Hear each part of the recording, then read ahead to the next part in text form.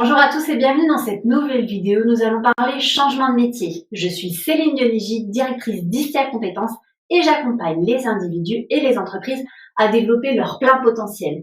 Et aujourd'hui, nous allons parler CPF de transition professionnelle.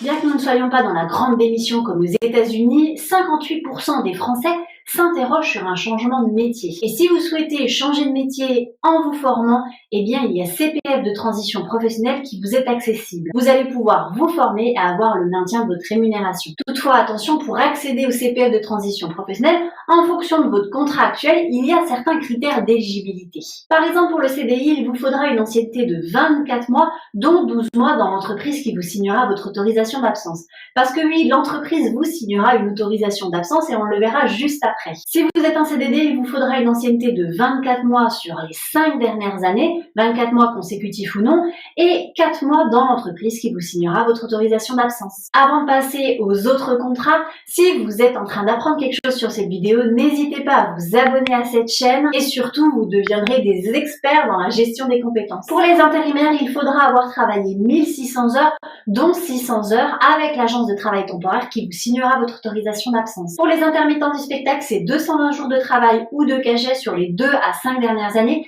et c'est fonction du métier que vous occupez en tant qu'intermittent du spectacle. Ensuite, pour faire une demande, il vous faudra plusieurs choses. Dans un premier temps, le respect des délais. Il faudra que vous demandiez à votre employeur 120 jours avant la date de démarrage de votre action de formation si votre action de formation est de plus de 6 mois ou alors 60 jours avant si votre action de formation est de moins de 6 mois. Vous devrez ensuite remplir un dossier administratif dématérialisé qui se compose de 3 parties. Une partie concernant l'employeur, une partie concernant l'organisme de formation et une partie vous concerne. Nous verrons ces éléments plus en détail sur une vidéo la semaine prochaine. Donc, n'hésitez pas à vous abonner. Le point important, c'est le délai puisque vous devez déposer votre dossier 3 mois avant votre date d'entrée en formation auprès des commissions de transition professionnelle, donc de façon dématérialisée.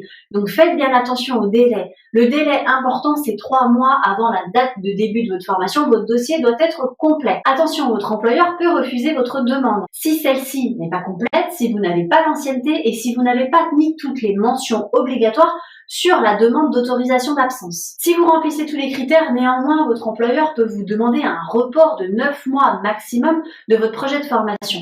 Si lui, il juge que dans l'entreprise, ça vient déstructurer l'organisation. La durée de votre formation, elle peut être de 1 an calendaire ou de 1200 heures, ou 1200 heures réparties sur plusieurs années. Mais alors attention au financement. Et justement, côté financement, ça se passe comment? Si votre formation elle est de 1200 heures ou 1 an et que vous ne gagnez pas plus de 2 fois le SMIC, vous avez une prise en charge à 100%. Si vous gagnez plus de 2 fois le SMIC, ce sera une prise en charge à 90% de votre salaire horaire brut de référence. Attention, les critères changent si vous avez une formation plus longue qu'1 an ou plus longue que 1200 heures. Il faudra bien vérifier ces éléments.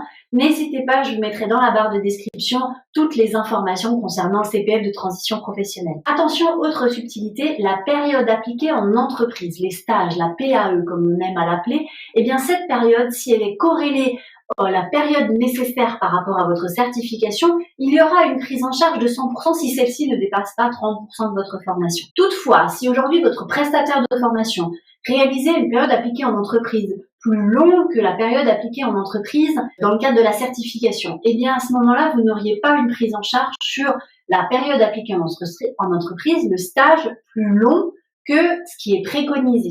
Donc faites bien attention sur les périodes de stage.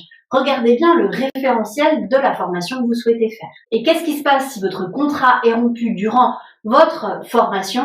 Eh bien, il y a plusieurs possibilités. Le premier, votre contrat est rompu à l'initiative de l'employeur, auquel cas votre prise en charge perdure. Par contre, si c'est vous qui allez aujourd'hui rompre votre contrat dans le cadre notamment d'une rupture conventionnelle, eh bien, seuls les frais pédagogiques et les frais annexes seraient pris en charge. Vous n'auriez donc plus de rémunération et vous ne pouvez pas toucher de rémunération au titre de vos indemnités Pôle emploi. Donc faites bien attention, continuez votre formation et rompez votre contrat juste après. On se retrouve la semaine prochaine pour construire un dossier de projet de transition professionnelle ensemble et d'ici là, développez vos compétences.